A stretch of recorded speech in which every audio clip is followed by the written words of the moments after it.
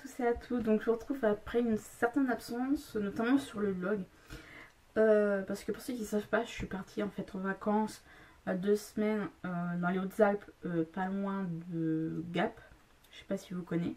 Et si vous connaissez, j'ai pu parler français. Là je suis revenue 2 semaines, j'ai pas l'impression que j'ai spécialement bronzé. De vous à moi, j'ai pas dû assez m'exposer au soleil. Donc mes vacances se sont très bien passées pour celui à qui ça intéressera de savoir. J'ai passé vraiment de bons moments. Il se peut même que sans vouloir, je vous en parle un petit peu de mes vacances pour l'instant dans cette vidéo, parce que voilà, j'ai des trucs à dire qui ont référence avec ce que je vais peut-être vous présenter. Si je regarde un petit peu en bas, c'est qu'en fait j'ai décidé de vraiment faire lecture de dégel vraiment à ma manière, avec toujours une petite organisation. Donc là en fait j'ai tout mis, tous les renseignements avec les différents thèmes que je pourrais vous dire dans la vidéo et que je vais vous présenter. Il y a notamment les éditions, parce que j'oublie souvent les éditions, donc voilà. Donc on va commencer maintenant. J'espère que cette vidéo vous plaira. Si vous avez des suggestions ou autres, vous pouvez me dire dans les commentaires. Et si vous avez lu un livre, vous pouvez me dire que vous l'avez lu dans les commentaires. Je serais ravie de partager nos opinions. Et si c'est des livres qui vous tentent, n'hésitez pas à me le dire aussi en commentaire. Ça peut toujours être bon à savoir. Ou si il y a un livre que j'ai présenté et que vous avez déjà vu en avis, que vous l'avez déjà vu, n'hésitez pas à me le dire. Donc voilà, ça peut toujours être intéressant. Donc on va peut-être passer aux choses sérieuses. Il faut savoir en fait...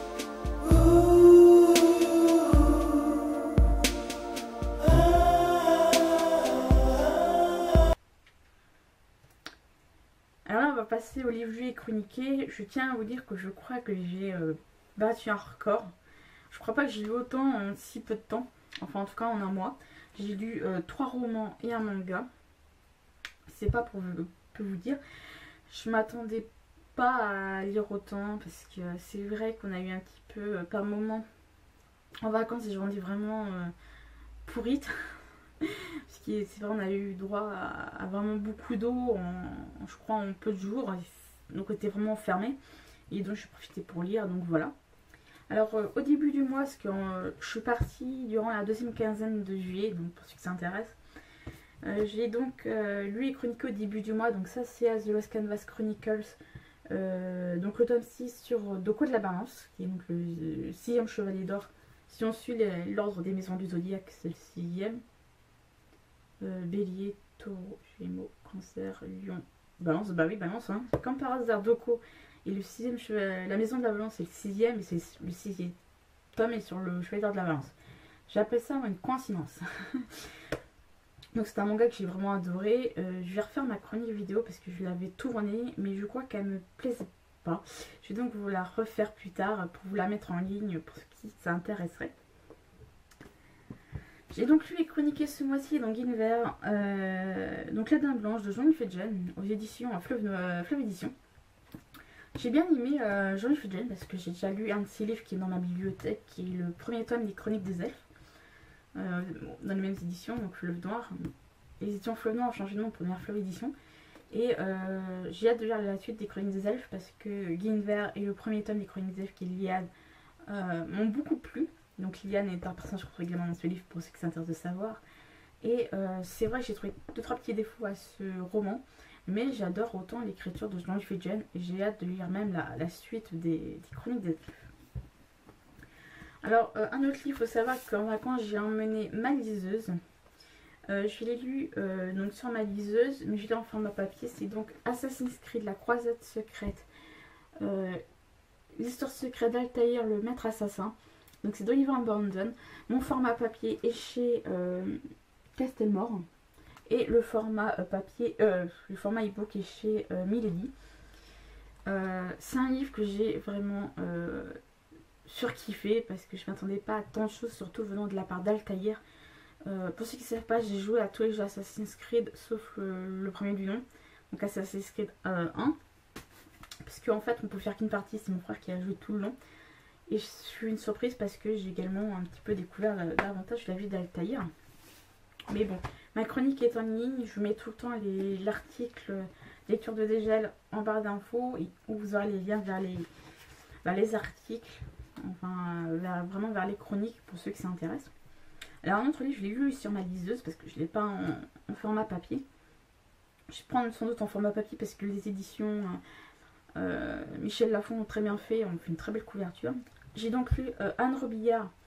Donc j'ai lu Capitaine Wilder d'Anne Robillard. Là c'est la couverture des éditions de Mortagne.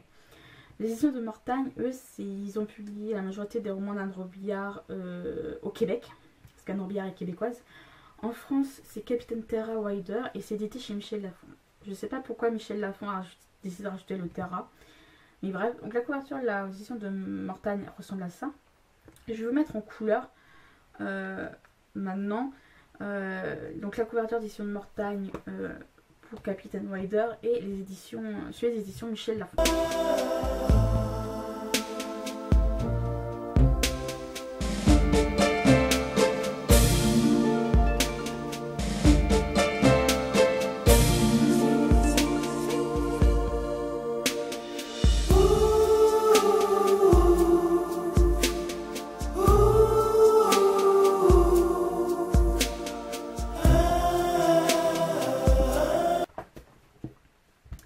Alors pour les acquisitions du mois, déjà je suis plutôt contente, il n'y a pas eu énormément de choses.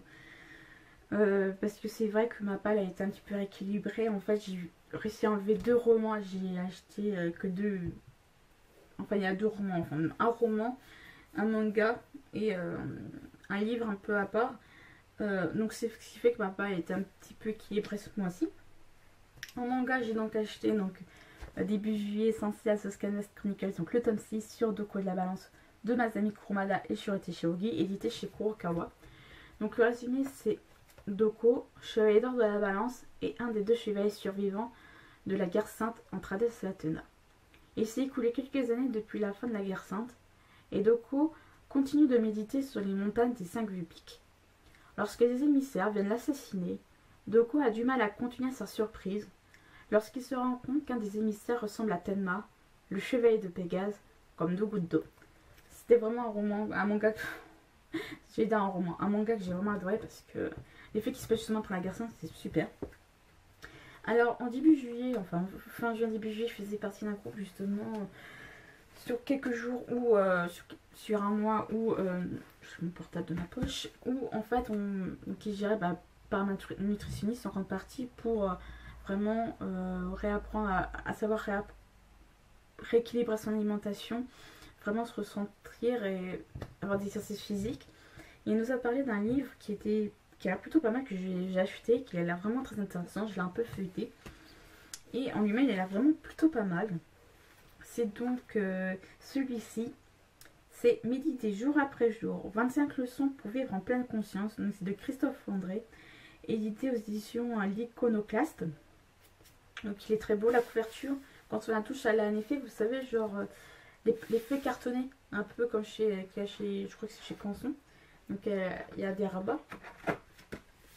Et celui-là est vraiment très intéressant parce qu'il y a avec un CD. C'est très bien parce qu'au moins ça permet vraiment d'avoir des exercices je pense de méditation, et ça peut être vraiment très intéressant. Donc c'est des méditations guidées. Ce CD en format MP3 est visible sur PC, Mac et chaîne récente. Il comprend donc 10 méditations guidées pour permettre de pratiquer chez nous en toute simplicité avec la voix et la conseil de Christophe Vandré, celui qui écrit le livre. Il est plutôt pas mal. Donc je disais, la couverture a l'air de feuilles cartonnées et les pages elles sont très luisantes. Il est très beau parce qu'il est illustré. Donc il y a des tableaux. Donc je trouve que ça donne un petit peu vraiment... Ça fait pas monotone, je veux dire, on a vraiment une sensation de bien-être avec ce livre qui est pas mal à lire. Donc je vais vous lire le résumé. Méditer, ce n'est pas se couper du monde, mais au contraire se rapprocher de lui pour le comprendre, l'aimer et le changer. C'est aussi un moyen accessible à tous de cultiver la sérénité et le goût du bonheur. Cet ouvrage est conçu comme un manuel d'initiation à la pleine conscience, la plus fascinante des méthodes de méditation, étudiée et validée par la recherche scientifique. Au travers de 25 leçons, vous aborderez l'essentiel, depuis les bases, comment utiliser la respiration, le corps, la conscience de l'instant présent, jusqu'aux méditations approfondies, faire face à la souffrance, stabiliser ses émotions, construire la paix de l'esprit et du cœur. Donc ce manuel pratique et poétique comporte des textes pour comprendre, des peintures pour ressentir, un CD au format MP3 pour pratiquer. Christophe André pratique la méditation depuis des années, mais il l'utilise aussi pour soigner. Il anime à l'hôpital Sainte-Anne de Paris des groupes de méditation pour aider ses patients à se libérer de la souffrance et de savourer leur existence. Après plusieurs best-sellers, Imparfait, libre et heureux ou Les états d'âme, il s'initie son ouvrage le plus original et le plus personnel. C'est vraiment un livre que j'ai hâte de vraiment me pencher dessus pour vraiment avoir un avis. Et le fait qu'il y ait un CD, je pense que ça, le CD pour avoir, est-ce que je sais plus, un résumé complète un peu l'ouvrage. Ça peut être vraiment très intéressant. Petit peu me dépêcher parce que je me rends compte que je suis en train de blablater, que là ça fait un peu plus de 20 minutes que je papote, enfin je crois, à peu près, plus de 10 minutes que je papote. Alors, en dernière acquisition livre, comme vous savez, que je vous dis plusieurs fois, mon père est abonné donc chez France Loisirs. Et tous les trimestres, il doit acheter un livre pour renouveler un peu son abonnement et continuer à être abonné à France Loisirs.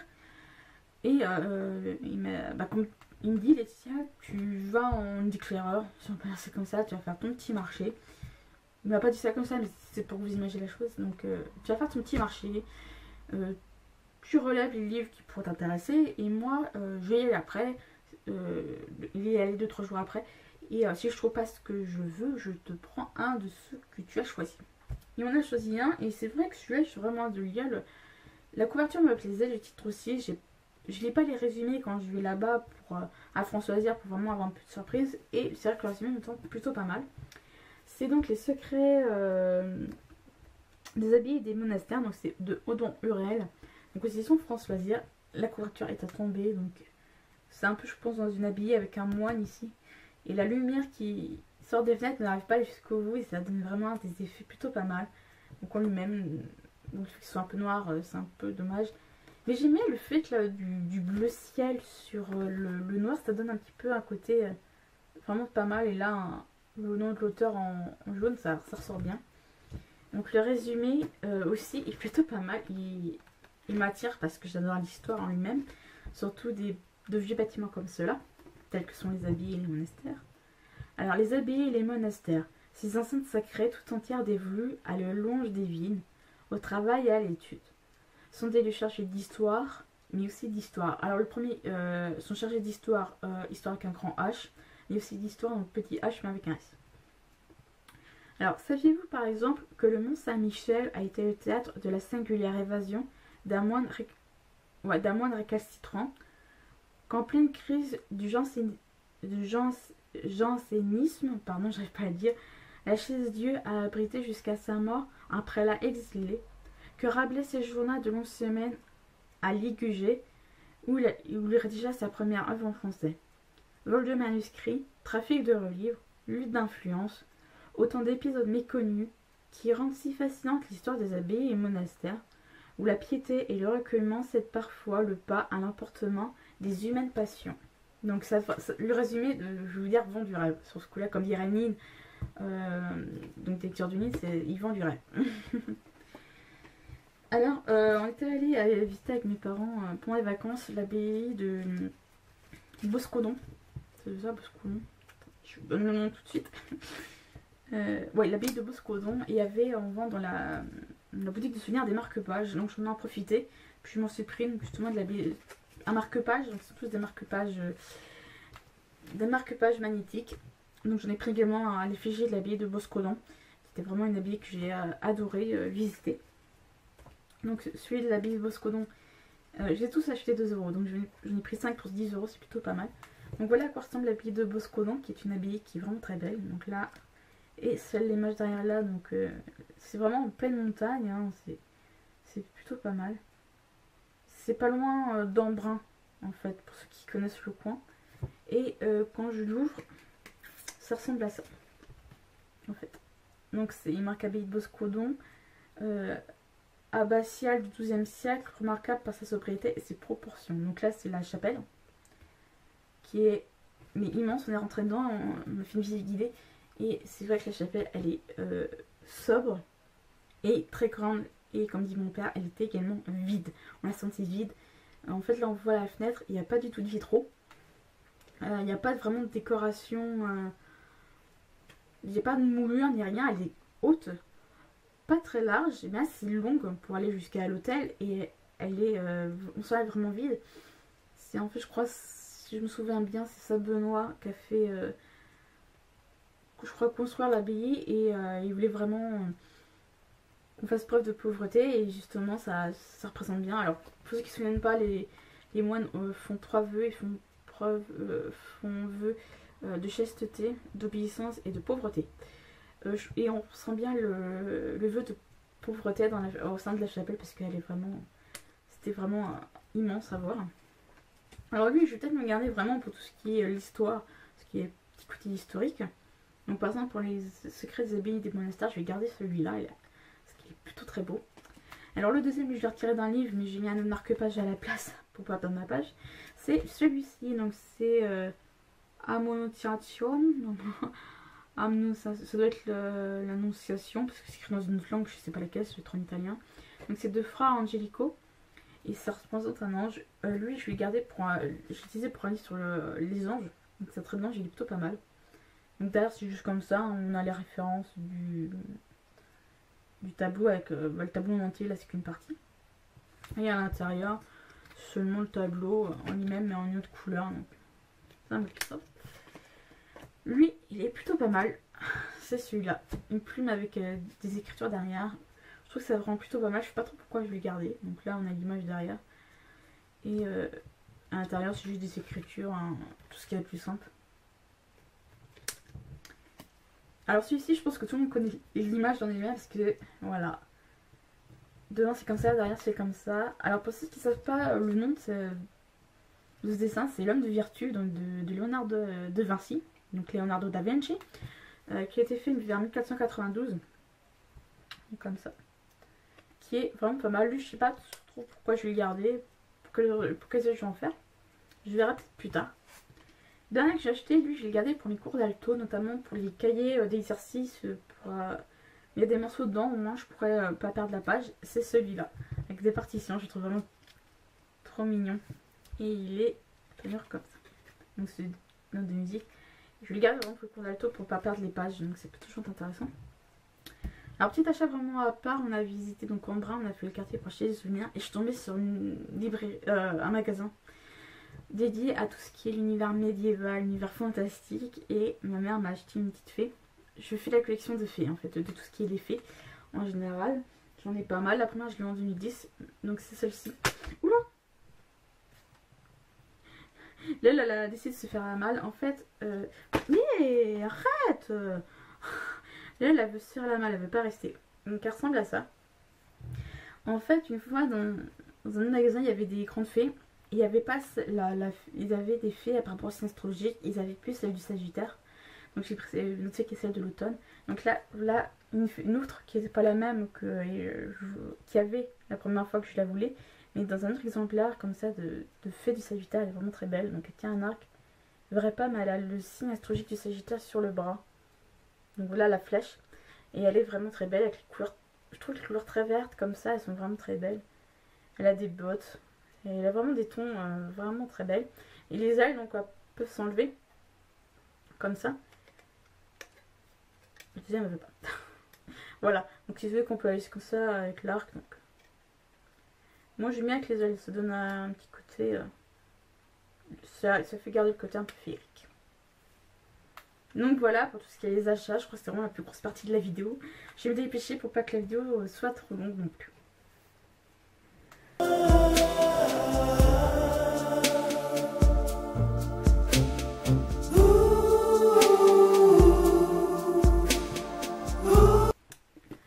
Alors pour le livre que je vais lire ce mois-ci, il y en a un que j'ai quasiment fini. C'est donc Angelopolis de Daniel Trussoni. Donc là c'est chez Fleuve Édition. Donc là c'est vrai que c'est des épreuves non corrigées. Donc le livre est apparu le 10 avril dernier. Donc il y a un bouton. Je l'ai quasiment fini. Donc je voulais à tout prix terminer avant de faire la lecture de dégel. Je me suis dit non. Je vais tenter sinon de le présenter dans la lecture de dégel du mois de juillet. Oh mais je l'ai lu en août. Donc vous voyez il me reste juste ça à lire. Donc il ne me reste pas beaucoup. Et c'est donc ce marque-page que j'ai pris pour lire dedans, donc par rapport aux anges. Autre livre que j'ai décidé de lire, parce que ça fait un bout de temps que je commence à lire, que je le termine, c'est donc Secret d'Histoire 2 de Stéphane Mern, donc aux éditions Albin Michel. J'en suis à là, donc il me reste plus des 3 quarts du livre à lire.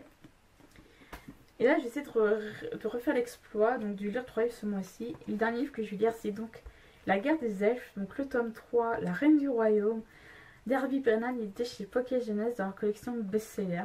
La couverture met à tomber. J'ai le tome 3 et le tome 4 dans ma page, j'ai envie de les sortir. Donc, ça en va être l'occasion. Je sais peut-être pourquoi j'utilise ce livre-là avec le marque-page de L'Homme de Vertu de Da Vinci.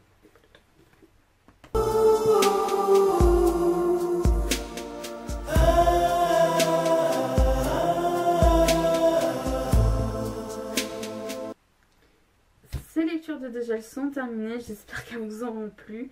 Je suis désolée si la vidéo va être très longue, mais bon, j'avais vraiment un truc à vous présenter et c'était vraiment important. J'ai donc terminé. Si vous avez des trucs à dire, n'hésitez pas à me le dire. C'est une toute bonne suggestion, petite remarque sur des trucs à modifier et toujours intéressante à prendre. J'espère que ça vous plaît. Sinon, je vous souhaite de bonnes lectures et moi, je vais écrire ma chronique sur Tara Wilder parce que je ne l'ai pas écrite. Je vais l'écrire avant de publier cette vidéo. Et je vous laisse donc à vos lectures et moi, je vais essayer de terminer Angelopolis. A bientôt!